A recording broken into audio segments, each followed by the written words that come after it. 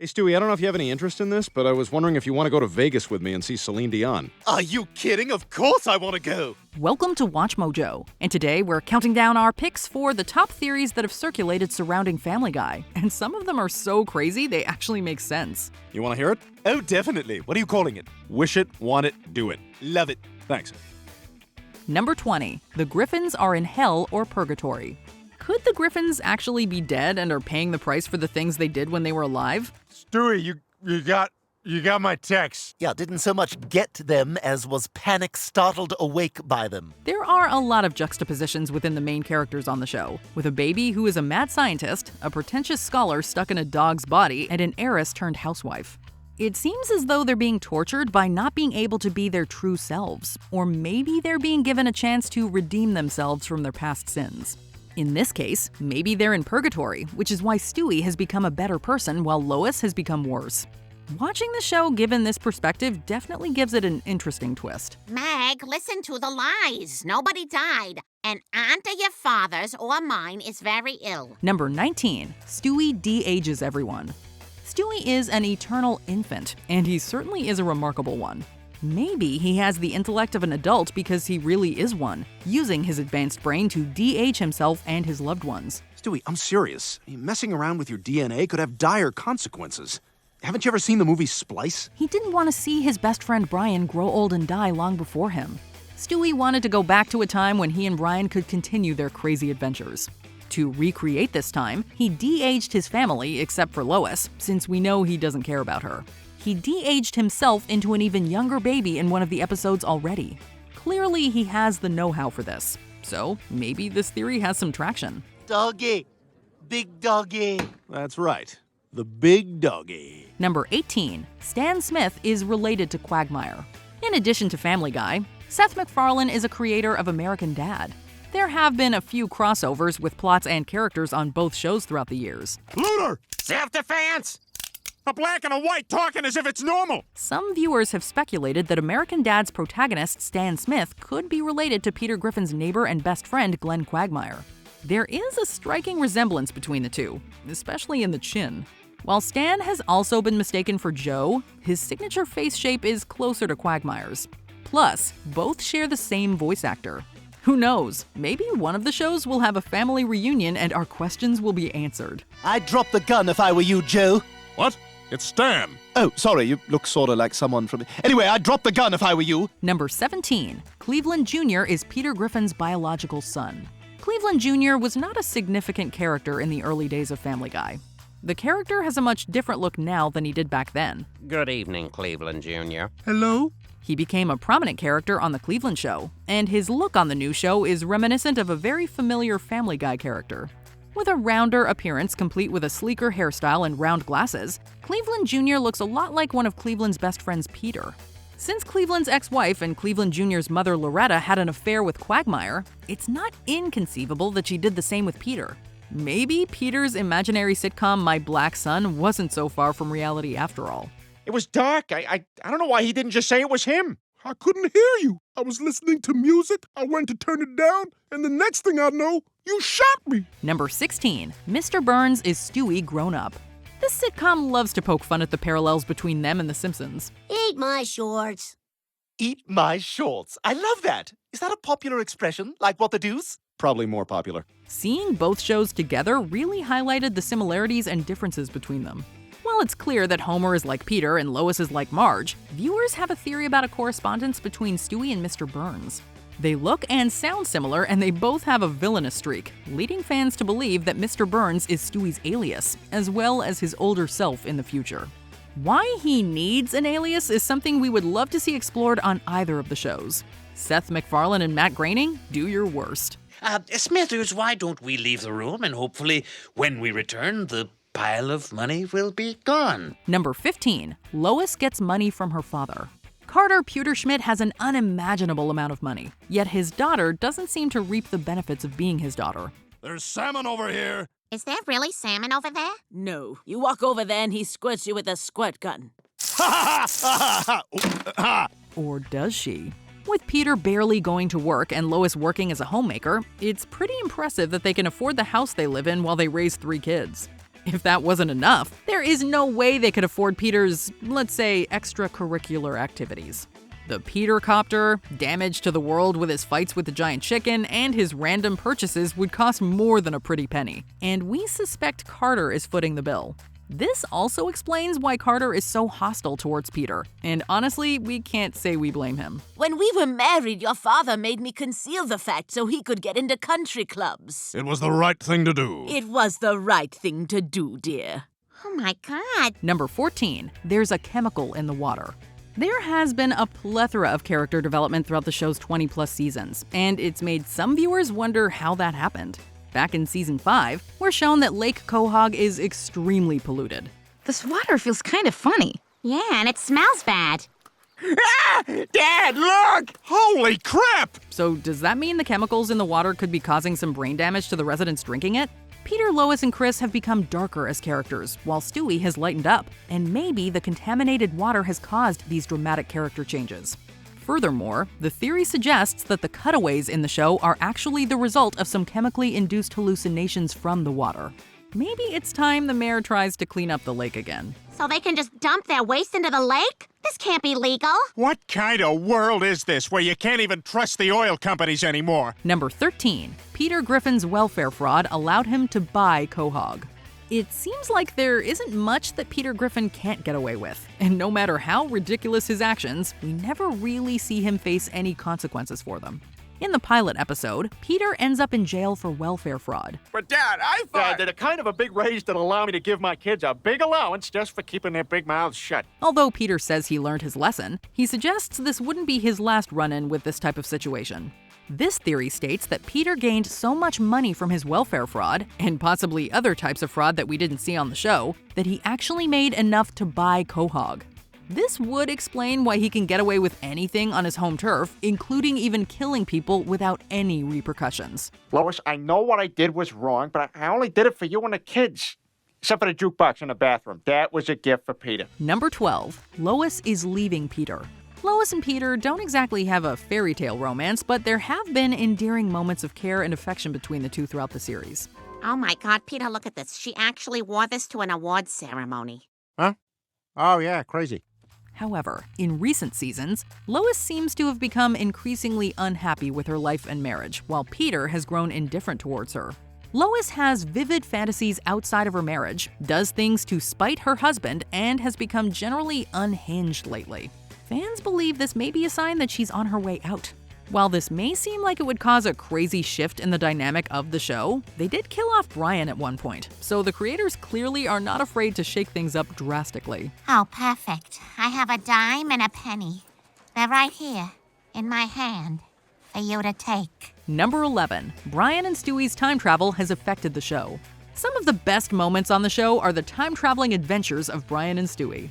We've also seen them do some serious damage to their universe when their time traveling goes awry. But is it possible they're doing more harm than we realize? Well, if you could recall exactly when you buried it, I suppose I could help you out. I remember the exact day, January 31st, 1999. Very well, follow me, Brian. Most viewers agree that the show's quality has declined over the years, and maybe that's because Stewie and Brian have gone back to try and make things better. We've seen that anytime they do that, the future actually ends up worse than it was before. This may also explain some inconsistencies in the show, and maybe it's all been the result of Brian and Stewie trying to alter the future of their show. Oh, we made it. Yeah, the Super Bowl was cool, but frankly, no Tommy Brady, no Stewie likey. Number 10. Post-cancellation Family Guy is a different universe. There's no denying that post-cancellation Family Guy feels a little different. The characters are meaner and flanderized beyond belief, the jokes are darker, and the storyline's more bizarre and outlandish. Wait, before you kill me, can you at least give me an extra bullet so I can pretend to catch one of my teeth? But maybe there's a reason for that. Maybe it takes place in a whole different universe. Thanks to Road to the Multiverse, it's clear that multiverses do exist in the world of Family Guy. The point is, every possible eventuality exists. And that's where you got the pig, in a parallel universe. Prepare yourself, Brian, and I'll show you.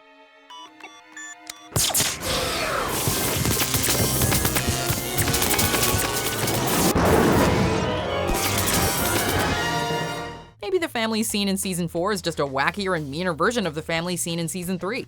And maybe Brian and Stewie didn't go back in time and back to the pilot. They went to the original universe. Wait, what are they doing? I don't know, they're just standing there like zombies. Do you think they're all right? I'm not sure. And then there was that time at the ice cream store. They're doing it again. What the hell? Number 9. Joe Swanson was the Tick. This theory from Reddit user Mr. Dees 444 states that Joe Swanson was, and maybe still is, the Tick. Hello again. Your door is broken. The knob came off. What are you doing here? Oh, man, this is incredible. It looks just like an apartment. The Tick aired on Fox between 2001 and 2002 and starred Patrick Warburton, the same man who voices Joe. The Tick shares a lot in common with Joe, including a muscular frame, a big chin, a dramatic personality, and obviously the exact same voice. Are you Timmy? Merry Christmas, Timmy. This led Mr. Dees 444 to think that they are in fact one and the same. Maybe Joe wasn't doling out enough justice as a cop, so he became the Tick on the side. The Tick costume may even grant the wearer superhuman abilities, as he has super strength and never gets injured. Maybe it also has the power to heal Joe's paralysis. Don't worry, he won't get far.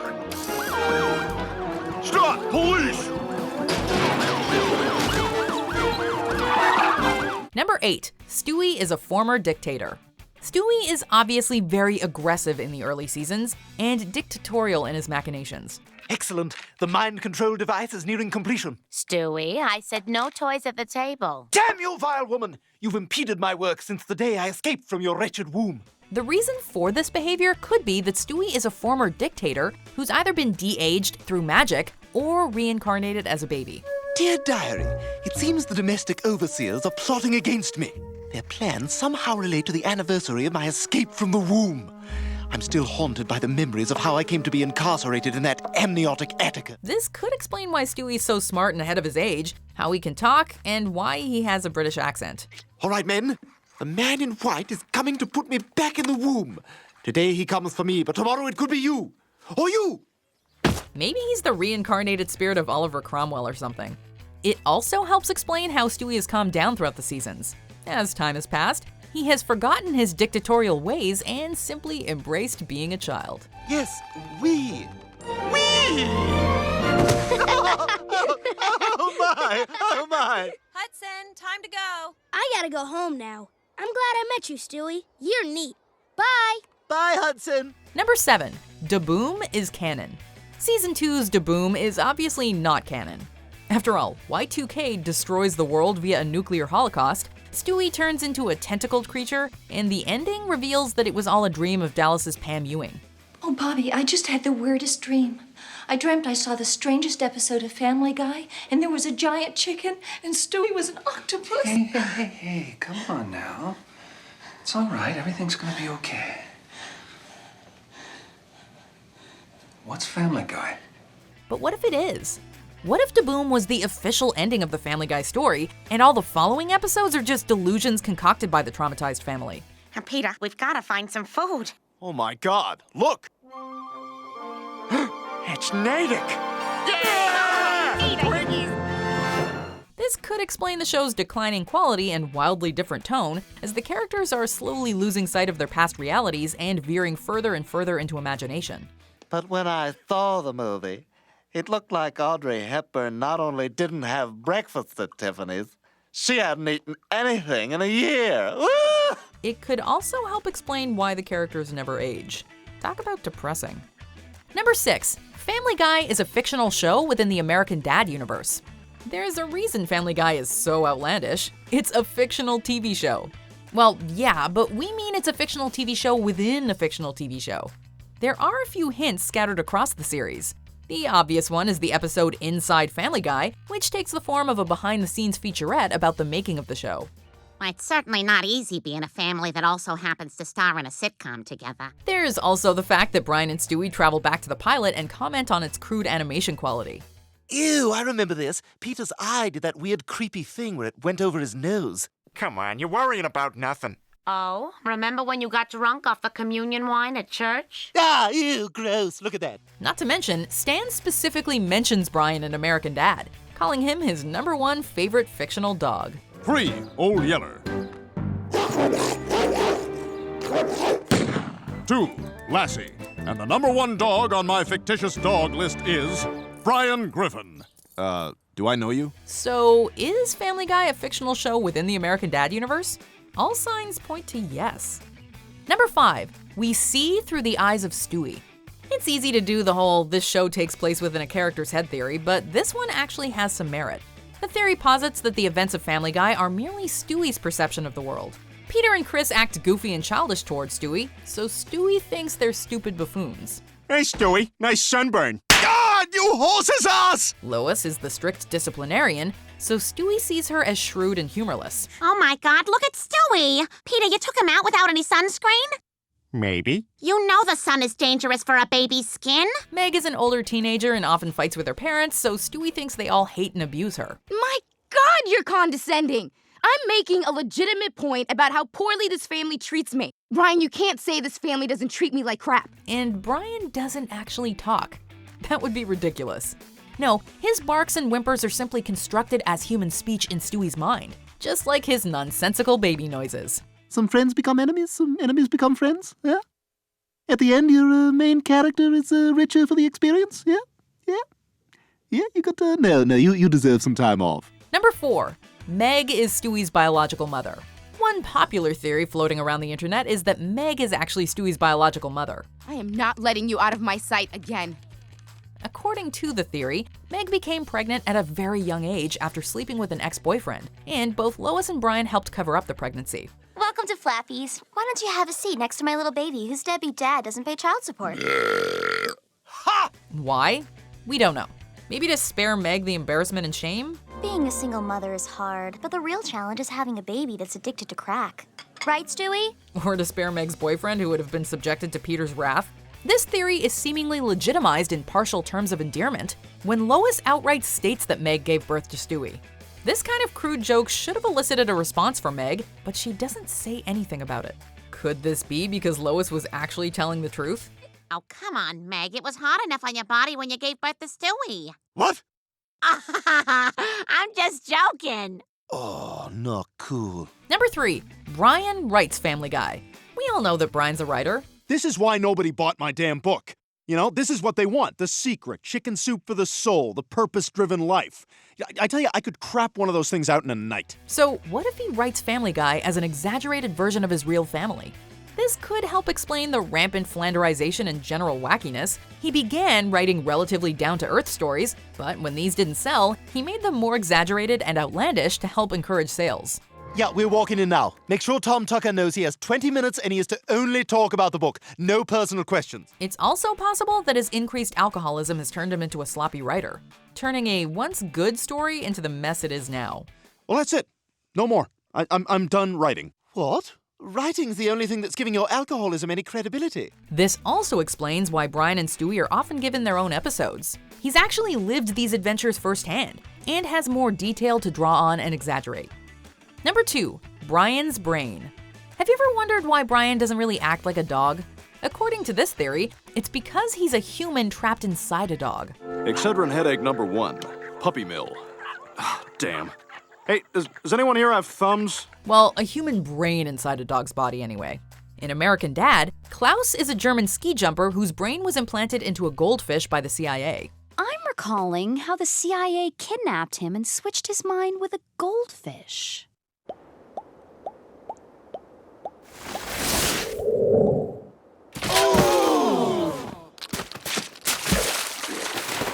If these two shows share the same universe, it's entirely possible that the exact same thing happened to Brian.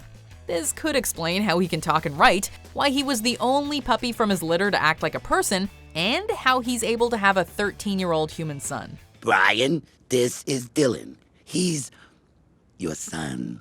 Oh, no way! Jerry!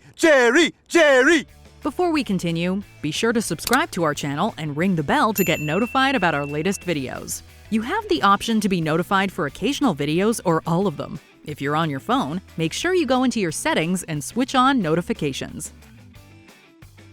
Number 1, Peter's heightened reality. Reddit user bblank0308 came up with a very compelling theory. Unfortunately, it is completely and totally depressing. Bear with us. One night, Meg and Chris both died in a drunk driving accident after coming home from a school party.